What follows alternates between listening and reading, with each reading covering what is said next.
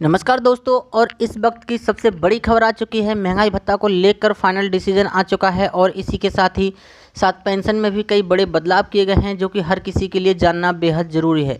महंगाई भत्ता और पेंशन को लेकर बहुत ही बड़ी खबर है, जो कि सभी केंद्रीय कर्मचारियों, राज्य कर्मचारियों और पेंशनरों को जानना बहुत ही ज़रूरी है। इससे पहले बहुत ही बड़ी खबर आ रही है, जो कि हर भारतीय के लिए जानना बेहद ज़रूरी है।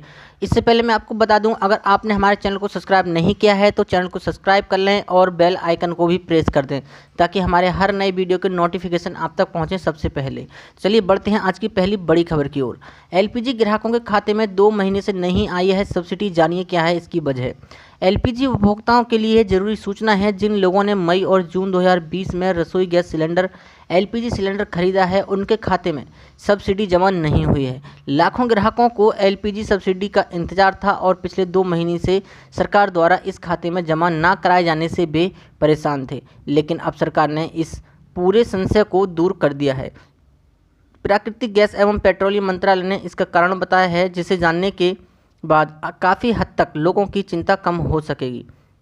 मंत्रालय के आधिकारिक ट्विटर हैंडल MOPNG ई सेवा द्वारा किए गए ट्वीट में कहा गया है कि एलपीजी सिलेंडर के दामों में कमी आने के कारण इनकी कीमतों में सब्सिडी का कोई अंश नहीं था। इसके साथ चलते मई और जून में गैस सिलेंडर की सप्लाई की गई, उनके लिए ग्राहकों के बैंक खातों में एलपीजी सब्सिडी की राशि ट्रांसफ़र नहीं की गई। कोरोना संकट के चलते मई और जून 2 महीने में एलपीजी सिलेंडर के अलावा अन्य पेट्रोलियम उत्पादों की कीमतों में गिरावट बनी रही, लेकिन इसके बाद जून से अनलॉक बंद शुरू हुआ और कई शर्तों के साथ देश में अनेक सेवाएं बहाल हुई। चूँकि बाजार की आर्थिक गतिविधियां शुरू हो चुकी थीं, इसलिए एलपीजी सहित पेट्रोलियम के अन्य पदार्थों के दामों में सुधार आना शुरू हुआ। इसी साल फरवरी, मार्च और अप्रैल में लगातार 3 महीनों तक गैस सिलेंडर के दाम घटे थे। इसके चलते सिलेंडर के दाम 277 रुपये तक कम हो गए थे।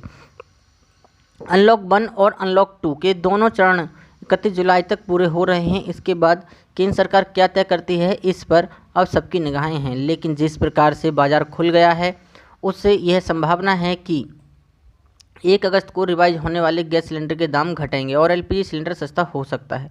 2 महीने तक महंगी होने के बाद यदि गैस सस्ती होती है तो खाते में सब्सिडी आ सकती है।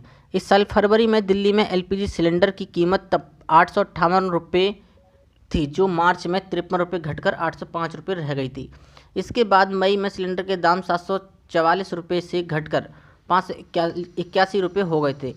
गत 1 जुलाई को पेट्रोलियम कंपनियों ने 14.2 किलोग्राम के गैर सब्सिडी वाले एलपीजी सिलेंडर के दामों में 1 रुपये का इजाफा किया था। दिल्ली में इजाफा इसका भाव 594 रुपये प्रति सिलेंडर है।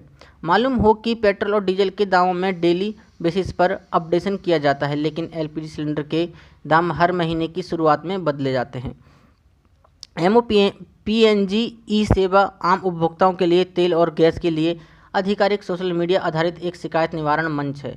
MOPNG ई सेवा एक ऑनलाइन पोर्टल है जिसे पेट्रोलियम और गैस संबंधी सेवा से संबंधित किसी भी प्रश्न का उत्तर देने के लिए डिज़ाइन एवं तैयार किया गया है। कई उपभोक्ता लाभों की सूचना के बाद ही ये पोर्टल ग्राहकों के लिए सरकार तक अपनी बात पहुंचाने का काम करता है, इनकी शिकायत एवं सुझाव सुनता है और उस पर जवाब देता है। यदि आपको पेट्रोलियम, गैस पाइपलाइन, CNG के आसपास कोई शिकायत है तो आप इससे संपर्क कर सकते हैं। ये सेवा उपभोक्ताओं को सोशल मीडिया के माध्यम से मुद्दों को जोड़ने में सक्षम बनाती है। ट्विटर के माध्यम से हर दिन 50 से अधिक प्रश्नों को भेजे जाने के साथ यह पोर्टल हर उपभोक्ता के लिए बातचीत का एक अवसर प्रदान करता है। शिकायत को सही समय सुलझाने की दिशा में भेजा जाता है। ये सुनिश्चित किया जाता है कि शिकायत की सुनवाई एवं हल देरी ना हो। साथ ही एक और बड़ी खबर है, EPF विड्रॉल। ऑनलाइन PF निकालना हुआ बहुत ही आसान, जाने स्टेप बाय स्टेप प्रोसेस। कर्मचारी भविष्य निधि संगठन यानी EPFO विभिन्न वजहों से रिटायरमेंट से पहले भी PF निकालने की सुविधा देता है। कोविड-19 की वजह से अगर आपकी नौकरी चली गई है या वेतन में कटौती हो गई है तो भी आप एक निश्चित सीमा तक PF की राशि निकाल सकते हैं। इसके अलावा आप घर खरीदने या बनाने के लिए, बच्चों की शादी या शिक्षा या अन्य किसी तरह की मेडिकल इमरजेंसी की स्थिति में भी अपने PF अकाउंट से पैसे निकाल सकते हैं। आज के इस ऑनलाइन युग में आप कुछ मिनटों में बिना किसी झंझट के EPF के पोर्टल के जरिए PF अकाउंट में जमा राशि निकालने के लिए रिक्वेस्ट कर सकते हैं। हालांकि यह ध्यान रखने वाली बात है कि आप ईपीएफ स्कीम से जुड़े नियमों का पालन करते हुए ही ऑनलाइन ईपीएफ क्लेम कर सकते हैं। ऑनलाइन पीएफ क्लेम से पहले इन बातों का ध्यान रखना बेहद ज़रूरी है। आपका यूनिवर्सल अकाउंट नंबर यानी यूएएन निश्चित रूप से एक्टिवेट होना चाहिए। आधार नंबर आपको यूएएन से लिंक होना चाहिए और वेरीफाइड होना चाहिए। आपके यूएएन से बैंक अकाउंट नंबर और सही आईएफएससी कोड जुड़ा होना चाहिए। आधार से लिंक मोबाइल नंबर सक्रिय होना चाहिए। आपके केवाईसी डॉक्यूमेंट अपडेट होने चाहिए। पीएफ विड्रॉल का स्टेप बाय स्टेप प्रोसेस इस प्रकार है। ईपीएफओ के यूनिफाइड मेंबर पोर्टल पर अपने यूएएन पासवर्ड और कैप्चा कोड के साथ लॉगिन करिए। लॉगिन के बाद ऑनलाइन सर्विस टैब के अंतर्गत claim form 31, 19, 10C and 10D पर क्लिक कीजिए। अब आपके सामने एक नया पेज खुलेगा। इस पेज पर आपको यूएएन से लिंक्ड बैंक अकाउंट नंबर डालना होगा। इसके बाद वेरीफाई पर क्लिक करना होगा। बैंक खाते की जानकारी को पुष्ट करने के बाद आपको ईपीएफओ द्वारा बताए गए नियम व शर्तों को कंफर्म करना होगा। अब प्रोसीड फॉर ऑनलाइन क्लेम पर क्लिक कीजिए। इसके बाद ड्रॉप डाउन लिस्ट से आपको पीएफ निकालने का कारण चुनना होगा। ऐसे समय में आपके वही विकल्प सामने आएंगे जिसके आप पात्र हैं। पीएफ खाता धारक को अपना पूरा पता भरना होगा। साथ ही चेक या बैंक पासबुक की स्कैन कॉपी भी अपलोड करनी होगी। अब आपको नियमों एवं शर्तों को सेलेक्ट करते हुए गेट आधार ओटीपी पर क्लिक करना होगा। आधार के साथ रजिस्टर्ड मोबाइल नंबर पर ओटीपी भेजा जाएगा, जिसे निर्दिष्ट स्थान पर ओटीपी भरने के बाद आप फॉर्म को सबमिट कर सकते हैं। साथ ही एक और बड़ी खबर निकल के आ रही है। महंगाई भत्ते में हुई है 5% की बढ़ोतरी। लाखों कर्मचारियों पेंशनरों को मिला है मोटा एरियर। कोरोना वायरस महामारी के बीच राजस्थान में लाखों सरकारी कर्मचारियों को बड़ी सौगात मिली है। राज्य सरकार ने कर्मचारी और पेंशनरों का महंगाई भत्ता 12 से बढ़ाकर 17% कर दिया है। संशोधित आधार के तहत बढ़ा हुआ भत्ता 1 जुलाई 2019 से मिलेगा। वित्त विभाग के आदेश के मुताबिक कर्मचारियों को अब 12% की जगह 17% महंगाई भत्ता दिया जाएगा और संशोधित महंगाई भत्ता 1 जुलाई 2019 से लागू किया जाएगा। 1 जुलाई 2019 से 19 फरवरी 2020 के दौरान की महंगाई भत्ते की बढ़ी हुई रकम अप्रैल 2020 में कर्मचारियों के जीपीएफ खाते में जमा कर दी जाती, लेकिन कोविड-19 के चलते ऐसा नहीं हो पाया। वहीं 1 मार्च से लागू महंगाई भत्ते का नकद भुगतान अप्रैल मार्च के वेतन के साथ किया जाना था, लेकिन कोरोना वायरस के चलते ऐसा नहीं हो पाया। उधर मध्य प्रदेश के लाखों सरकारी कर्मचारियों और पेंशनरों को डियरनेस अलाउंस में बढ़ोतरी का लाभ नहीं मिल सकेगा, क्योंकि राज्य सरकार ने कर्मचारी और अधिकारियों को मार्च माह के वेतन के साथ महंगाई भत्ता दिए जाने के फैसले को कैंसिल कर दिया था।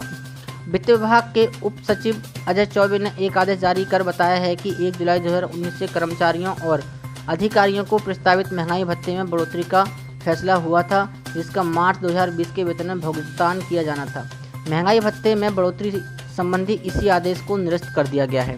बता दें कि सरकार ने बीते दिनों शासकीय सेवकों स्थायी कर्मियों के महंगाई भत्ते में 1 जुलाई 2019 से बढ़ोतरी कर इसे छठे वेतनमान में 164% और 7वें वेतनमान में 17% महंगाई भत्ते की दर निर्धारित कर इसका नकद भुगतान मार्च 2020 के वेतन में किए जाने का फैसला लिया था। बता दें कि हिमाचल प्रदेश सरकार ने 20,000 बिजली कर्मचारियों के महंगाई भत्ते में 5% की बढ़ोतरी का ऐलान बीते दिनों किया था। इससे उनका महंगाई भत्ता 148% से बढ़कर 153% हो गया है। बता दें कि इससे पहले सरकार ने जब महंगाई भत्ता बढ़ाया था तब करीब 2.5 लाख सरकारी कर्मचारियों के डीए में 4% की बढ़ोतरी हुई थी। बता दें कि हिमाचल प्रदेश में अभी 7वां वेतनमान लागू नहीं हुआ है और इस नोटिफिकेशन से बिजली कर्मचारियों को बढ़ी हुई सैलरी मिलेगी। हालांकि यह बढ़ोतरी सरकार ने जुलाई 2019 से लागू की है, इसलिए फरवरी 2020 तक के डीए का एरियर जीपीएफ में जमा किया जाएगा।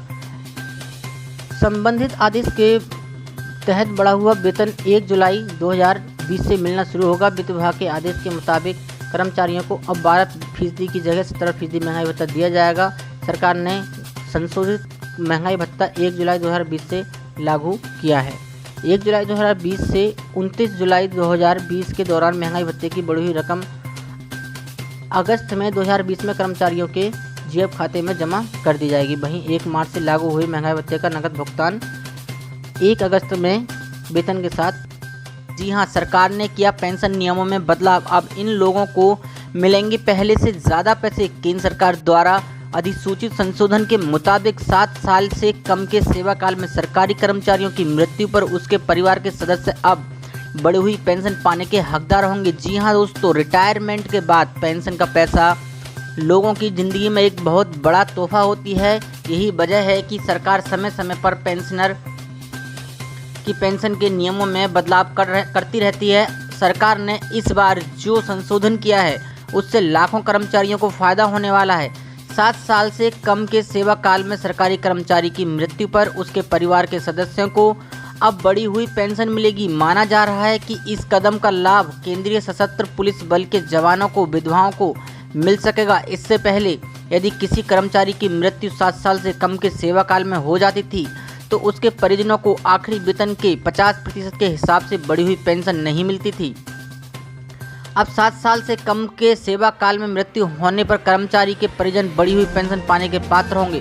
सरकारी अधिसूचना के अनुसार राष्ट्रपति रामनाथ कोविंद के द्वारा दी गई सिविल सेवा पेंशन नियम 1972 में संशोधन को मंजूरी दे दी गई थी। ये नियम केंद्रीय सिविल सेवा पेंशन दूसरा संशोधन का नियम 2019 के आधार पर 1 अक्टूबर 2019 से लागू होगा। सरकारी कर्मचारी जिनकी मृत्यु 1 अक्टूबर 2019 तक 10 साल का कार्यकाल पूरा करने से पहले हो जाती है और उन्होंने लगातार 7 साल तक का सेवाकाल पूरा नहीं किया है, उनके परिजनों को 1 अक्टूबर 2019 से उप नियम 3 के तहत बढ़ी हुई दर पर पेंशन मिलेगी। जी हाँ दोस्तों, इसके लिए पारिवारिक पेंशन पाने के अन्य शर्तों को पूरा करना होगा। इसमें कहा गया है कि मृत्यु पर ग्रेजुटी के संदर्भ में ग्रेजुटी की राशि कार्यकाल के प्रमुख द्वारा उसके पूरे सेवाकाल के बारे में जानकारी और सत्यापन के बाद तय की जाएगी। कार्यालय प्रमुख अस्थायी मृत्यु ग्रेजुटी के भुगतान की तारीख से 6 माह के भीतर इस राशि को तय करेगा। कार्मिक एवं लोक शिकायत एवं पेंशन मंत्रालय ने बयान में कहा है कि सरकार का मानना है कि पारिवारिक पेंशन की बड़ी दर की किसी सरकारी कर्मचारी के अपने करियर की शुरुआत में मृत्यु होने की स्थिति अधिक जरूरी है, क्योंकि शुरुआत में उसका वेतन भी कम होगा। इसी के मद्देनज़र सरकार ने 19 सितंबर 2019 को जारी अधिसूचना के जरिए केंद्रीय सिविल सेवा पेंशन नियम 1972 के नियम 54 में संशोधन किया है। जी हाँ दोस्तों, ऐसी बड़ी खबरों को देखने के लिए हमारे चैनल को सब्सक्राइब करें और वीडियो को लाइक शेयर जरूर करें।